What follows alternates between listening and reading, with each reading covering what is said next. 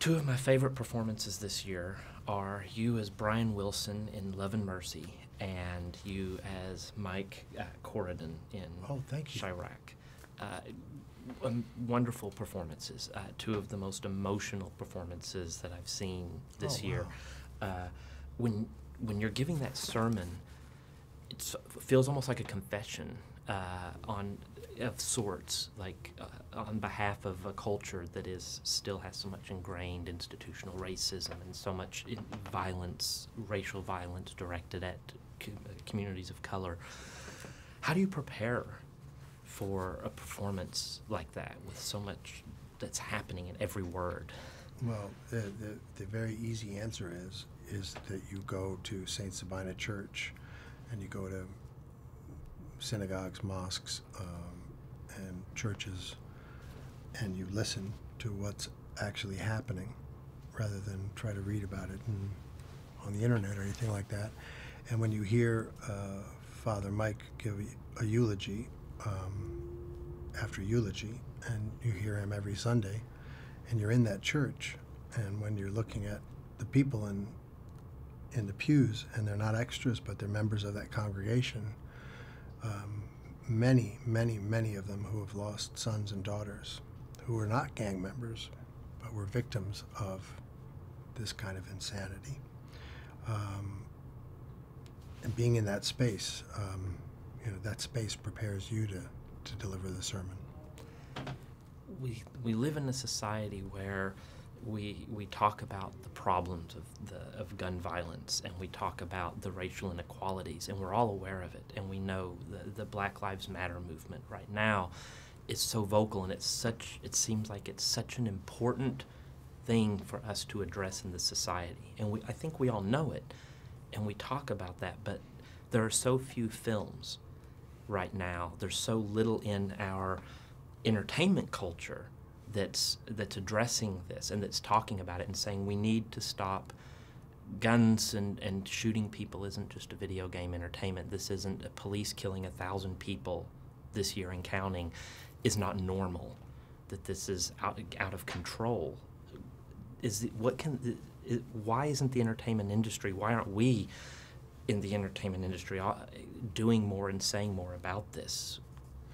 Well, the answers to these things are very complicated, but the NRA is one. Can't talk about this without talking about the NRA. And you also can't speak about it in a way where you don't bring up the idea of justice. And justice has a component to it that has to do with people who have been marginalized, abused, and there's an economic component to that, right? If there are no jobs, and there's hopelessness, and there's despair, what's going to fill that vacuum? If there's no economy, there has to be an underground economy. The underground economy, Right. drugs, weapons, it's a cash crop. So what are we going to do about it? This isn't the kind of answer. You can't really explore these things in this type of an interview, but certainly I think in a longer form interview you can. And I would really recommend people to look at Father Mike Pfleger's sermons, which are available online, and maybe you could link to a few of them. Absolutely. And then that's, you can hear him talk about these things each week, and not just him, but you can hear Cornel West, and you can hear people in different mosques and synagogues and churches who are in the community, and they know the interesting thing is the politics that are going to help solve these problems are not hidden from the communities that are the victims of this kind of cultural implosion from all sides. So it would be, behoove us to try to make films like this, and that's why I did it, to work with Spike, because he was going to not flinch away from this at all.